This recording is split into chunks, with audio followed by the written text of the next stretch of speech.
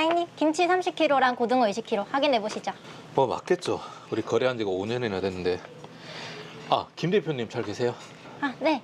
오늘 같이 오려고 하셨는데 오늘 고등어가 들어온다 해서 급히 수산시장 가셨어요. 와, 아직도 직접 다니세요? 네, 그래야 최상의 식재료를 공급해 드리죠. 아, 다음 발주할 때 또 연락 주세요. 네. 그 말일에 세금계산서 발행하면 거기 맞춰가지고 제가 물품 지급하게요. 네, 알겠습니다. 수고하세요, 사장님. 네. 저희는 하순호 사장 가게에 5년 동안 정기적으로 식자재를 납품해 왔습니다. 그런데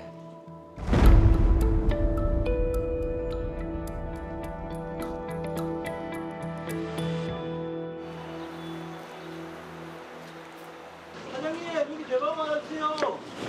아, 네. 대방어 금방 해드릴게요. 잠시만요.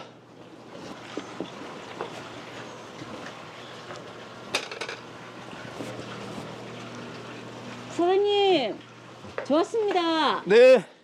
안녕하세요. 또 오셨네. 저희 거래하는 식자재 업체가 있어서 안 된다니까요. 저희가 훨씬 저렴한 가격에 드리겠습니다. 지금 공급받고 있는 식자재보다 무조건 10% 저렴하게. 어떠세요? 10%나 싸게 주신다고요? 네.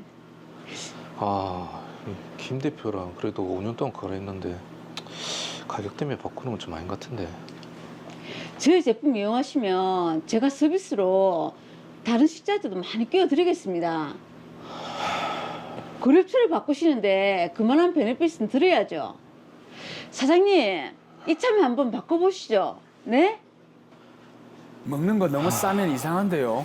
가격도 가격이지만 저희 식자재 퀄리티도 확실하게 보장해드리겠습니다. 예, 알겠습니다. 그러면 이번에 한번 바꿔볼게요. 대신에 식자재 품질에 문제 생기면 절대 안 됩니다. 그럼요. 그건 걱정 안 하셔도 됩니다. 잘 좀 부탁드릴게요, 그러면. 네, 감사합니다. 네. 가격도 좋고 품질도 나쁘지 않고. 야, 좋네, 좋아. 이래야 나도 남는 게 있지. 사장님, 납품 끝났습니다. 이번에 파가 특가로 들어와서 제가 좀 넉넉히 넣었습니다. 여기 사인 좀 해주세요. 아, 네. 다음 납품 때도 이렇게 좀 신경 써가지고 해주셔야 됩니다. 당연하죠. 그럼 가보겠습니다. 네, 들어가세요. 네, 계세요. 아, 그러고 보니까 업체 바꾸고 나서 물품 대금 안 준 거 같은데. 아이, 뭐 독촉 연락도 안 오는데 내가 먼저 줄 필요는 없지 뭐. 영업 준비는 한번 해보자. 아유, 아유. 대표님, 하 사장님 가게에 밀린 물품 대금이 5천만 원입니다. 그리고 최근에는 발주 물량도 부쩍 줄어들었고요. 이유는 특별한 게 없습니다. 그래?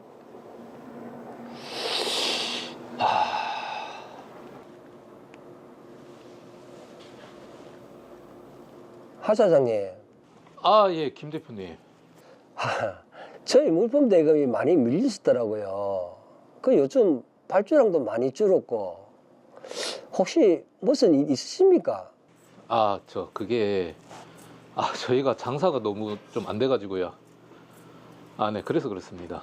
아, 요즘 경기가 너무 안 좋죠. 알겠습니다. 빠른 조치 좀 부탁드리겠습니다. 아, 예, 알겠습니다. 네. 이상하네. 하 사장님 식당이 잘 안 될 리가 없는데. 박경주 씨, 하 사장님 식당에 직접 한번 가보고 오세요. 알겠습니다, 대표님.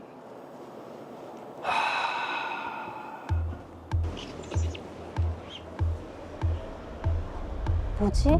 장사가 너무 잘 되는데? 어? 저기 쌓인 식자재는 우리 경쟁업체 거잖아. 대표님한테 바로 보고해야 되겠다. 아니, 경쟁업체 식자재를 쓰고 있었다고요? 그럴 리가 없는데. 제가 두 눈으로 똑똑히 봤습니다. 그래요? 아니, 하 사장님, 아니 그동안 믿고 거래해 왔는데 아니 대금도 밀리고 업체까지 바꾼 건 너무하신 거 아닙니까? 김 사장님, 그동안 너무 비싸게 공급하신 거 아닙니까? 그리고 장사하는 사람이 이득도 남기려고 거래처 바꾸는 거 그거 당연한 거죠. 아니, 거래처 바꾸는 거는 사장님 마음이라 치고, 그럼 밀린 물품 대금 5천만 원은 주셔야죠. 아니, 식자재 품질이 형편없는데 그걸 왜 제가 줘야 합니까? 그리고 퀄리티도 엉망이라서 어떤 거 썩어서 버렸습니다. 그나마 남아있는 재료 중에 맛 떨어지고 하자 있는 것도 엄청 많습니다. 5년 동안 믿고 거래했는데 가격은 비싸게 받으시고 제가 다 섭섭합니다, 김 대표님. 뭐라고요? 여하튼 저희가 납품한 물품 대금 5천만 원 2주 내로 지급해 주세요. 하자가 심각한 식자재 대금을 제가 왜 줘야 합니까? 그냥 법대로 하십시오, 법대로. 뭐요? 법대로?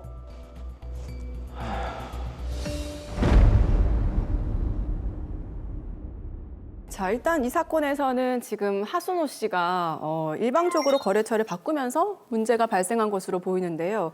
김지훈 씨 입장에서는 이걸 어떻게 막을 방법은 없었을까요? 뭐 거래업체를 바꾸는 건 원칙적으로 자유니까 예. 그걸 이제 막을 수는 없겠죠. 다만 이제 계약서에서 이제 독점적인 공급 권한을 보장한다거나 뭐 거래처 변경을 막는다 그런 내용의 특약을 할 수는 있습니다. 예. 하지만 이제 드라마의 경우에는 이 계약서를 쓰지 않고 이제 구두로 이제 물품을 발주하면 물품을 공급하고 매달 말일 정산해서 이제 계산서를 끊어주는 그런 방식이었거든요. 예. 보통 이렇게들 많이 하시고요. 아마 이래서 이런 특약을 줄 수는 없었겠죠. 이런 경우라면 이 하순호 씨가 거래처를 바꾸는 거 그 자체는 좀 잘못된 것이라고 볼 수가 없겠죠. 그렇죠. 뭐 거래처를 바꾸는 거는 하순호 사장의 마음이죠. 그 뭐 자유니까요. 근데 문제는 물품 대금이 5천만 원이 밀려 있습니다. 예. 그건 당연히 받을 수 있는 거 아닌가요? 당연합니다. 이 김지훈 씨는 이제 매달 세금 계산서를 네. 정상적으로 이렇게 끊었고 네. 또 실제로 그 물품을 그대로 공급을 했으니까 당연히 밀린 대금을 받을 권리가 있겠죠. 김지훈 씨는 이제 하순호 씨를 상대로 이 세금 계산서 기재에 맞추어서 못 받은 돈 5천만 원을 청구하는 물품 대금 지급 청구 소송을 당연히 제기할 수 있습니다. 자, 그런데 지금 문제가 하순호 씨가 김지훈 씨가 공급한 식자재가 퀄리티가 떨어져서 썩어서 버렸다 이러면서 하자가 있기 때문에 물품 대금을 지급할 수 없다 이렇게 또 주장을 하고 있거든요.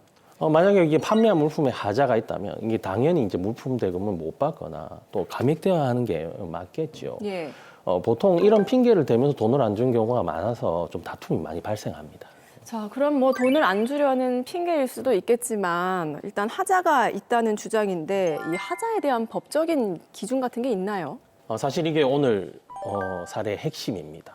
상법 제69조 제1항에는 상인 간의 매매에 있어서 매수인이 목적물을 이게 수령한 때는 지체 없이 이를 검사하여야 하며 하자 또는 수량의 부족을 발견한 경우에는 즉시 매도인에게 그 통지를 발송하지 아니하면 이로 인한 계약 해제, 대금 감액 또는 손해배상을 청구하지 못한다 이렇게 규정하고 있습니다. 자, 목적물을 수령한 때에는 지체 없이 하자를 확인해야 한다고 했는데 자, 지금 하순호 씨는 물품을 다 받고 나서 몇 달 뒤에 하자를 주장을 했는데 이 주장은 보시기에 어떻습니까?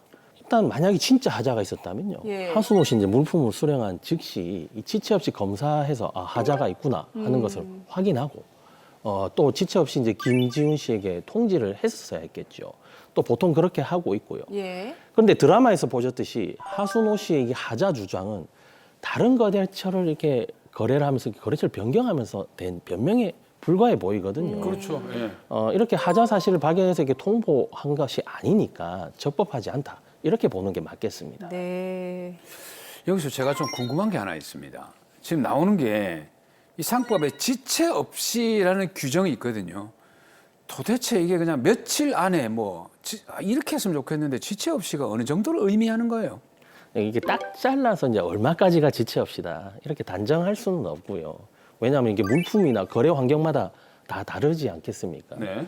그런데 이제 드라마 사례는 이게 식자재니까 식당을 운영하는 하순호 씨 입장에서는 혹시 이게 상한 게 아닌지 품질에 이상이 없는 건 아닌지를 물품 수령할 때마다 즉시 확인할 의무가 있겠죠. 그렇죠. 예. 그러니까 이제 드라마 사례의 경우에는 며칠 정도의 아주 짧은 기간, 그 기간 동안에 충분히 검사할 수가 있는 그런 의무가 있다. 이렇게 보시면 되겠습니다. 자, 식자재니까 아무래도 공급받자마자 확인이 가능하고 또 그렇게 확인을 하는 것이 일반적일 텐데, 자, 그런데 만약에 식자재가 아니라 물품들, 뭐 예를 들어 뭐 기계나 전자제품 이런 것들이라면 사용하다가 또 하자를 뒤늦게 발견할 수도 있잖아요. 그렇죠. 보통 보면 이제 그 전자제품을 사 놓고 예. 필요할 때 조금 기간이 걸리는 상황에 필요할 때 쓰는 경우도 있거든요. 맞아요. 그런 경우 참 많을 것 같은데, 자, 이런 경우 뭐 기계 가전제품들 같은 경우에 상법에서 규정하는 지체 없이 하자를 발견해야 하는 그런 부분입니까?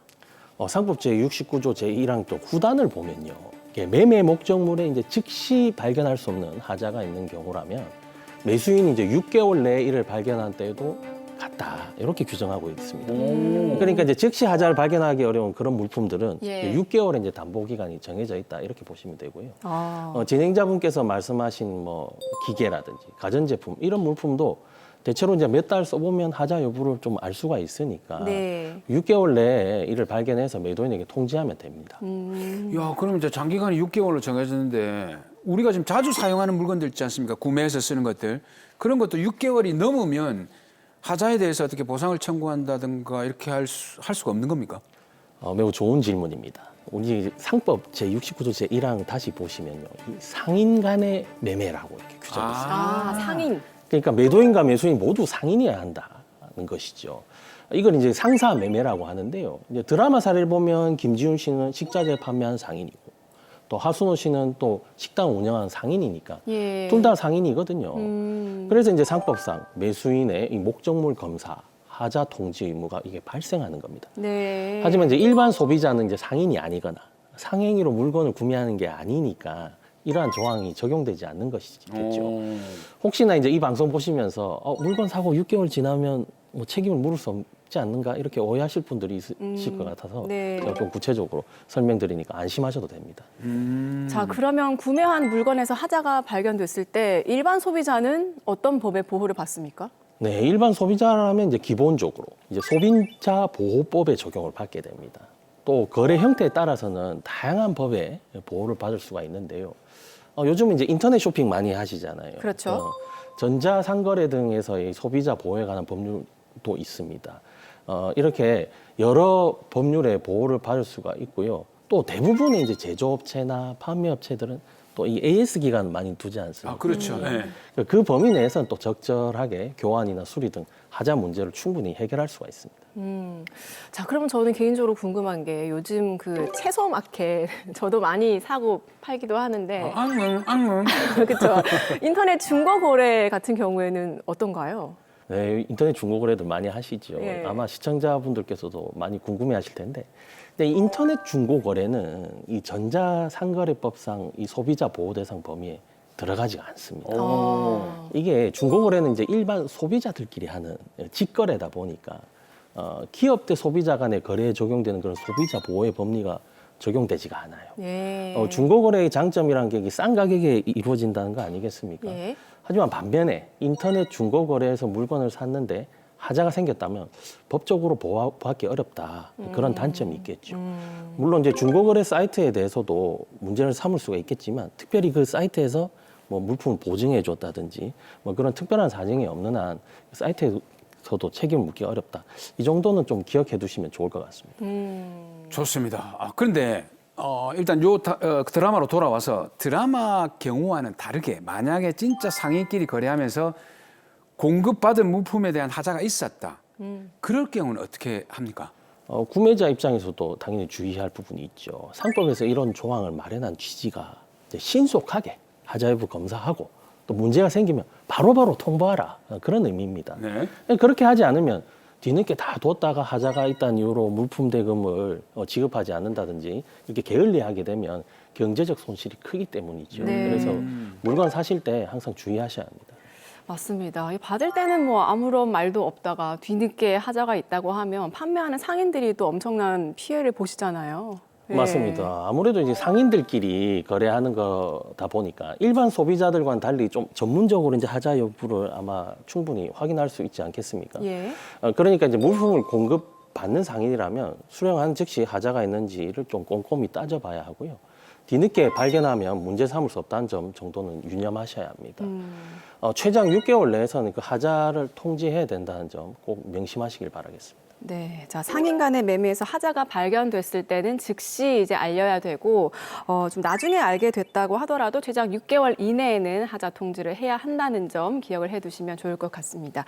자 마지막으로 김지훈 씨를 위한 해결책도 정리해 주시죠.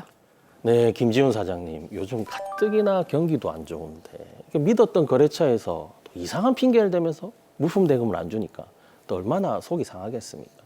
게다가 그 밀린 물품 대금이 벌써 5천만 원에 이르렀다고 합니다. 하지만 이게 5년 넘게 이게 단골 거래처인 만큼 소송을 제기하는 데는 또 고민도 많이 되실 것 같아요.